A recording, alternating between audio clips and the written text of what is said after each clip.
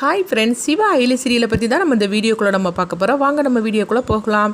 இந்திராணியை பார்க்குறதுக்காக மோனிகா வராங்க. அப்போ இந்திராணி மோனிகாவை பார்த்ததுமே பயங்கரமாக கோவத்தோடு பேச ஆரம்பிக்கவும், அப்போ மோனிகா சொல்லிட்டு இருக்கிறாங்க, எங்கள் பாரு வர்மா பற்றி உனக்கு தெரியும்ல, அவன் தேடப்பட்டு வர குற்றவாளியாக்கும், ஆனால் அவனுக்கு ஹெல்ப்பாக இருக்கிறதுன்னு சொல்லிக்கிட்டு ஒருத்தங்களை சொல்லியிருக்கிறாங்க இன்றைக்கி டிவியில். அது வேறு யாரும் கிடையாது, உன் தம்பி கபிலன் தான். ஆனால் அவங்க முகத்தை ஒன்றும் காட்டலை, ஆனால் அவனை பார்த்ததுமே எனக்கு தெரிஞ்சு போச்சுது, உன் தம்பி தான் வர்மாவுக்கு கைத்தடியாக இருக்கிறான்னு. இந்த விஷயம் மட்டும் வெளி உலகத்துக்கு வந்துன்னு வச்சுக்கோங்க, உன் குடும்பம் மொத்தமுமே ஃபாயில் ஆயிரும் அப்படின்னு சொல்லப்போ, இது கேட்டதுமே இந்திராணி பயங்கரமாக மோனிகா கிட்ட கோவப்பட்டு இருக்கும்போது அங்கே ரித்திகா வராங்க.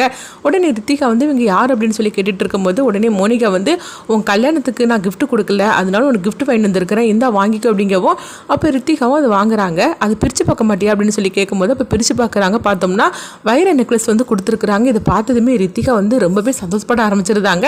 ஆனால் இந்திராணி அந்த நெக்லஸை வாங்கி அப்படியே பாக்ஸோட அவங்க குப்பை தொட்டியில் கொண்டு போட்டுருந்தாங்க. இங்கே பாரு, நீ எவ்வளோ விலை உயர்ந்ததாக வாங்கிட்டு வந்தாலும் சரிதான், எனக்கு இந்த குப்பை தொட்டியில் போட்டிருக்கேன் பார்த்தியா, அப்படி தான் நீயும் அப்படின்னு சொல்லிடுவோம். இது கிட்டதுமே மோனிகா அங்கேருந்து கிளம்பி போயிருந்தாங்க. அப்போ ரித்திகா பார்க்குறாங்க, என்னது இவங்க இந்த அளவுக்கு நம்மளுக்கு காஸ்ட்லியாக வாங்கி கொடுத்துருக்குறாங்க, ஆனால் இந்திராணி அவங்கக்கிட்ட இந்த அளவுக்கு கோவமாக பேசிகிட்டு இருக்கிறாங்க, இவங்க யாராக இருக்கும் அப்படின்னு சொல்லி அவங்க யோசனை பண்ணிட்டு இருக்கிறாங்க. அடுத்ததாக பார்த்தோம்னா அவங்க அயலி உதய பெருமாள்கிட்ட பேசினதே உதய பெருமாள் நினச்சிட்டு இருக்கிறாங்க. கபிலன் உண்மையிலே அவன் தப்பு பண்ணுவானா அப்படின்னு சொல்லிக்கிட்டு அவங்க நினைக்கிறாங்க. அவன் சின்ன சின்ன தப்பு பண்ணுவான் சரி, ஆனால் இந்த அளவுக்கு அவன் பெரிய தப்பு பண்ணுவான்னு சொல்லி யோசனை பண்ணிட்டு இருக்கும்போதே அப்போ அங்கே பார்க்கும்போது இந்திராணி வராங்க. அப்போ உதய பெருமாள்கிட்ட இந்த விஷயத்தை பற்றி பேசும்போது உதய பெருமாள் இந்திராணிகிட்ட கோவமாக இருக்கவும், அப்போ இந்திராணி சொல்கிறாங்க, சித்தப்பா நீங்கள் என் மேலே கோவமாக இருக்கீங்கன்னு எனக்கு தெரியும், அயலியும் சிவாவையும் நான் வீட்டில் வச்சிருக்க நினச்சி தான் நீங்கள் கோவப்படுறீங்க, அவங்களுக்குன்னு ஒரு வாய்ப்பு நான் கொடுக்கணும், அதுக்காக தான் நான் உங்களை வீட்டில் வச்சிருக்கிறேன், கண்டிப்பாக நீங்கள் அதை பற்றி என்னை தப்பாக நினச்சிக்கூடாது, என்னை பற்றி தான் உங்களுக்கு தெரியும்ல அப்படின்னு சொல்லவும், சரி இப்போ என்ன விஷயமா நீ வந்திருக்கிற அப்படின்னு உதய பெருமாள் கேட்கும்போது எல்லாம் கபிலனோட விஷயம் தான் அப்படிங்கிறாங்க. இதை நீங்கள் தெரிஞ்சிருப்பீங்களேன்னு சொல்லி கேட்கும்போது, ஆமாம் எனக்கு இந்த மாதிரி ஒரு ஃபோன் வந்துச்சுது, ஒரு பொண்ணு தான் என்கிட்ட ஃபோன் பண்ணி பேசினா அப்படிங்கவும், இது கேட்டதுமே இந்திராணி தெரிஞ்சிருது. அது எல்லாமே அதாவது எனக்கு ஒரு பொண்ணு ஃபோன் அடிப்பாளா, அவள் தான் ஃபோன் அடிச்சிருக்கிறா போலுக்கு அப்படின்னு இந்திராணி நினைக்கவும், சரி கபிலன் எங்கே அப்படின்னு சொல்லிட்டு கபிலனை கூப்பிடுறாங்க. அவங்களும் வரவும், அப்போ இந்திராணி உதய பெருமாளும் கபிலன் கிட்ட இந்த விஷயத்தை பற்றி பேசவும், கபிலன் சொல்கிறாங்க, ஐயோ நீங்கள் நினைக்கிற மாதிரிக்கு நான் அவ்வளோ பெரிய தப்புலாம் பண்ணக்கூடிய ஆள் கிடையாது, என்னக்கா நீ இந்த மாதிரிக்கு பேசிகிட்டு இருக்கிற, வர்மா எப்பேற்பட்ட ஆள்னு உனக்கு தெரியுங்களா, அவனுக்கு கைத்தடியாக நான் இருக்கிறேன்னா என்னக்கா நீ சொல்லிட்டு இருக்கிற, அவங்க தான் எதோ சொல்கிறாங்கன்னா நீ இப்படி நம்பலாமா அப்படின்னு ரொம்பவே நல்லவங்க போல் அவங்க பேசிகிட்டு இருக்கிறாங்க. அப்போ உடனே இந்திராணி சொல்கிறாங்க, கபிலா உன்னை பற்றி எனக்கு நல்லாவே தெரியும், நீ அந்த மாதிரிலாம் பண்ண மாட்டேன்னு எனக்கு தெரியும், அதனால தான் நான் சொல்கிறேன், நீ போய் அதிகாரியை சந்தித்து நீ உனக்கு தெரிஞ்ச விஷயத்த நீ சொல்லிட்டு வந்துரு, எனக்கும் வரமாவுக்கும் எந்த சம்மந்தம் இல்லைன்னு சொல்லிட்டு வந்துரு, அப்படி போய் நீ சொல்லலைன்னா அப்புறமா ஒன்னதை அவங்க சந்தேகப்பட்டுட்டே இருப்பாங்க அப்படிங்கவும், இப்படி சொன்னதுமே கபிலன் அதிர்ச்சி அடைகிறாங்க. இப்போ உதய பெருமாளும் சொல்கிறாங்க, ஆமாம் கபிலா நானும் வரேன், வா நம்ம ரெண்டோரும் போகலாம், அங்கே போய் உனக்கு தெரிஞ்ச விஷயத்த, அதாவது அதுக்கும் எனக்கு எந்த சம்மந்தமும் கிடையாது அப்படின்னு சொல்லிட்டு நீ வாக்குமூலம் கொடுத்துட்டு வந்துரு அப்படின்னு சொல்லவும், கபிலனும் ஒரு கட்டத்தில் இவங்க ரெண்டோரும் பேசுகிறத பார்த்துட்டு சரி அப்படிங்கிறாங்க.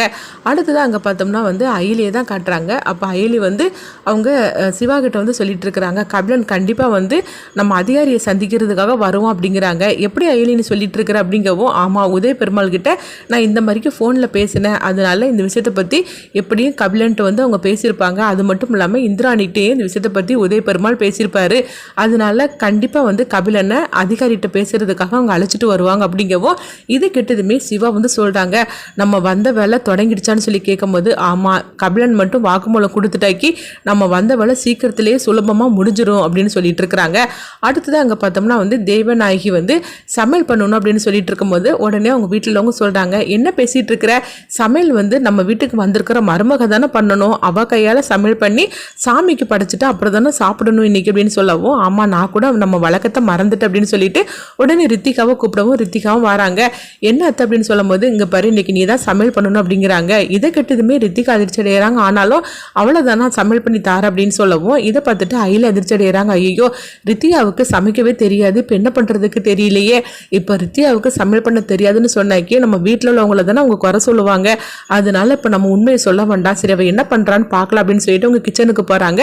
அப்போ அவங்க பார்த்தோம்னா செல்ஃபோனில் வந்து அவங்க சமைக்கிறது அப்படின்னு சொல்லிட்டு அவங்க பார்த்துட்டு என்னென்னமோ அவங்க சமைச்சிட்டு போயிருந்தாங்க. அதுக்கப்புறமா அது வாயில் வச்சு பார்க்குறாங்க. அயலி வச்சு பார்த்தாக்கி சுத்தமாக நல்லா இல்லை, இது என்னது இப்படி இருக்குது அப்படின்னு சொல்லிக்கிட்டு உடனே அவங்க சமையல்லாம் செஞ்சு முடிச்சிருந்தாங்க. அடுத்தது பார்த்தோம்னா தெய்வநாயகி வந்து ரித்திகா நீ சமைச்சிட்டியான்னு சொல்லி கேட்கும்போது ஆமாத்த நான் சமையல் அப்பமே பண்ணிட்டேன் அப்படின்னு சொல்லவும் அப்படின்னு சொல்லிட்டு உடனே வந்து அவங்க பார்த்தோம்னா சாமிக்கு அந்த சாப்பாடெல்லாம் வந்து அவங்க படைச்சிட்டு அதுக்கப்புறமா அவங்க சாப்பிட்றாங்க. சாப்பிட்டதுமே உங்களுக்கு ரொம்பவே பிடிச்சி போகுது, எவ்வளோ டேஸ்ட்டாக பண்ணியிருக்கிற அப்படிங்கவும் இது கெட்டதுமே ரித்திகாவே அதிர்ச்சி அடைகிறாங்க. அப்போ அவங்க சாப்பிட்டுட்டு அவங்க நினைக்கிறாங்க இந்த சமையல்லாம் நான் பண்ணவே இல்லையே, எல்லாம் அந்த அயலியோடைய வேலையாக தான் இருக்கும் அப்படின்னு சொல்லிட்டு அவங்க நினைக்கிறாங்க. அடுத்து பார்த்தோம்னா இந்திராணியை சாப்பிடவா அப்படின்னு சொல்லி கூப்பிடவும் இந்திராணி வராங்க.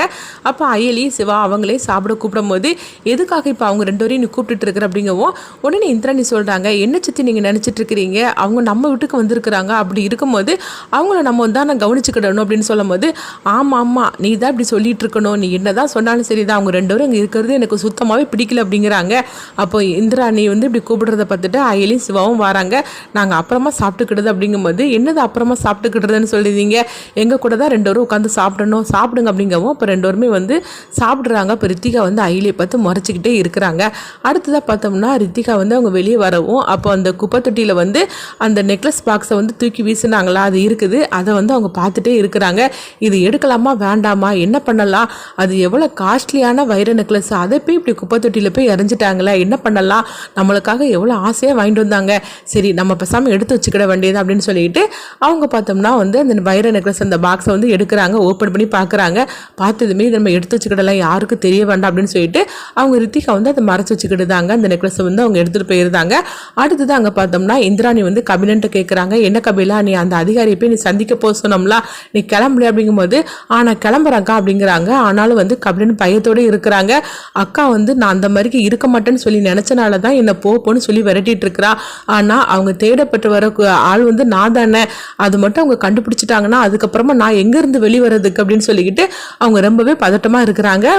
அடுத்ததாக பார்த்தோம்னா அயலியை தான் காட்டுறாங்க. அயலி வந்து எல்லாத்துக்கும் காஃபி போட்டு எடுத்துகிட்டு வராங்க. அப்போ எல்லாருக்கும் காஃபி கொண்டு கொடுக்கவும் அப்போ வந்து பார்த்தோம்னா உதய பெருமாள்கிட்ட அவங்க காஃபி கொண்டு கொடுக்குறாங்க. ஆனால் உதய பெருமாள் அயலி பார்த்ததுமே முகத்தை திருப்பி வச்சுக்கிட்டு தாங்க அவங்க காஃபி இருந்தாங்க. அப்படிங்கும்போது அயலி எதுவுமே பேசாமல் இருக்கவும் அப்போ காஃபியை அவங்க பக்கத்தில் வச்சுட்டு போகிறாங்க.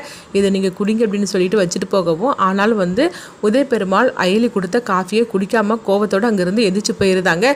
இதை பார்த்துட்டு ரித்திகா ஒன்று நினைக்கிறாங்க, அயலி இங்கே இருக்கிறது ஆக மொத்தத்தில் என் மாமனார் சுத்தமா பிடிக்கல, இவளை எப்படியாவது இந்த வீட்டை விட்டு விரட்டி விடணுமே, என்ன பண்ணலாம் அப்படின்னு சொல்லி அவங்க யோசனை பண்ணிட்டே இருக்குமோ அப்போ அயலி வந்து சிவாவுக்கு காஃபி கொண்டு கொடுக்கறதுக்காக போகும்போது சிவா பார்த்தோம்னா கீழே வந்து தரையில் அவங்க படுத்திருக்கிறாங்க. அப்போ வந்து அயலி அங்கே போவோம். அதே நேரத்தில் இந்திராணியும் அங்கே வராங்க. அப்போ இந்திராணி வந்து அவங்க அயலி அதாவது அயலியும் சிவாவும் இருக்கிற ரூமுக்கு வராங்க. அப்போ வந்து பார்க்கும்போது அயலி காஃபி கொண்டு உள்ளே எடுத்துகிட்டு வரவும் இந்திராணி வந்து கரெக்டாக அங்கே உள்ள அதாவது அந்த கிராஸ் பண்ணி அவங்க வந்து இந்த ரூமை கிராஸ் பண்ணி போகும்போது அப்போ சிவா கீழே படுத்திருக்கிற மாதிரி தெரியுது. அப்போ அயலி பார்த்தோம்னா இந்திராணி வரதை அவங்க கவனிச்சிருந்தாங்க. கவனிச்சதுமே அவங்க கதை வந்து டக்குன்னு வந்து லாக் பண்ணியிருந்தாங்க. இதனால இந்திராணி வந்து அவங்க பார்க்காமையே போயிருந்தாங்க. சிவா கீழே படுத்திருக்கிறத அவங்க பார்க்காமையே போயிருந்தாங்க. அடுத்து பார்த்தோம்னா அயலி வந்து சிவாவை கூப்பிடவும் அப்போ சிவாவை எந்திக்கிறாங்க. என்ன அயலி அப்படிங்கும்போது சீனியர் இருந்தாங்க காஃபி, இப்போ மட்டும் இந்திராணி நம்மளை பார்த்துருந்தாங்கன்னு வச்சுக்கிடுங்களா அவ்வளோதான் அப்படிங்கும்போது என்ன சொல்லிட்டு இருக்கிற அப்படிங்கவும் ஆமாம் நீங்கள் கீழே படுத்திருக்கிறத இந்திராணி இப்போ வந்துடுறாங்க, ஆனால் நல்ல வழியாக நான் அவங்கள கவனிச்சுட்டேன், அதனால கதவை அடைச்சிட்டேன், அப்படி மட்டும் இல்லைன்னா நம்ம 2 பேரும் தனித்தனியாக அங்கே படுத்திருக்கிறத பார்த்தாக்கி அவங்களுக்கு நம்ம மேலே சந்தேகம் வந்திருக்கும் அப்படின்னு சொல்லவும் அயலி இதுக்கு தான் நான் சொன்னேன், இப்படி ஒவ்வொரு நாளும் நம்ம பயந்துக்கிட்டே இருக்கணும், இதெல்லாம் தேவையில்லாத வீண் பறிச்சுன்னு சொன்னேன் அப்படிங்கும்போது என்ன சீனியர் இப்படி நீங்கள் பேசிகிட்டு இருக்கிறீங்க, இப்போ கபிலன் கண்டிப்பாக வந்து இன்றைக்கி நம்ம அதிகாரியை பார்க்கறதுக்காக வருவான், அதனால் நம்ம 2 பேரும் அங்கே கிளம்பணும், வாங்க நம்ம கிளம்பலாம் அப்படிங்கிறாங்க. அடுத்தது என்னெல்லாம் நடக்க போகுதுன்னு சொல்லி நம்மளே வெயிட் பண்ணி பார்க்கலாம்.